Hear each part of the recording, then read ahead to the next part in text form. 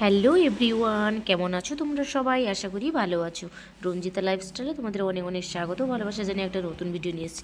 দেখো, এটা অনেক আগেকার ভিডিও ছিল, তো ভাবলাম যখন গ্যালারিতে আছে পোস্ট করেই দিই। আমি পিঠে বানাচ্ছি দু রকমের। এখানে আমি সিদ্ধ চালের ব্যাটার বানিয়ে নিয়েছি, আর তার সাথে নারকেল দিয়ে দিয়েছি।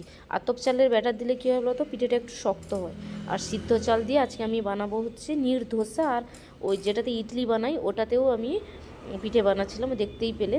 আর এই যে ধোসা বানাচ্ছি একদম মানে ছিঁচে ছিঁচে, মানে ওই জলটাকে যে মানে ব্যাটারটাকে একটু পাতলা করে নিতে হবে। ধরো 300 গ্রাম চাল নেবে, সিদ্ধ চাল, নারকেল দিয়ে দেবে, বেটে দেবে, আর তার সাথে 1 লিটার জল দেবে। দিলে ওটা একদম পাতলা হয়ে যাবে। আর ননস্টিকে করলে তো এমনি তেল না দিলেই উঠে যায়। তারপরে দেখো ফাইনালি আমি পিঠে বানিয়ে নিয়েছি। আর আরেকটা যেটা ইডলিতে হয়, ওইটা যে পিঠেটা বানিয়েছিলাম, ওই পিঠেটা আর দেখানো হয়নি, খাওয়া হয়ে গেছে। তোমরা দেখতে পেলে কুকারে করে বানালাম। আর এটা ভীষণ গরম। এই যে ধোসাটা মানে বেশ মুচমুচে খুব একটা হয় না, কিন্তু সফট খেতে, খুব পাতলা, দারুণ খেতে। আর তার সাথে আমি বানিয়ে নিয়েছি হচ্ছে মসুরির ডাল, ধনেপাতা, টমেটো দিয়ে, খুব টেস্টি হয়েছিল। আর পিঠেটা তো খেতে জাস্ট ওয়াও, সেই সেই।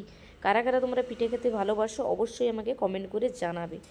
আর যদি তোমরা দেখতে চাও যে প্রপার কীভাবে আমি বানালাম, তাহলে কমেন্ট করে তোমরা বলবে, তাহলে আমি তোমাদের সাথে রেসিপিটা শেয়ার করব।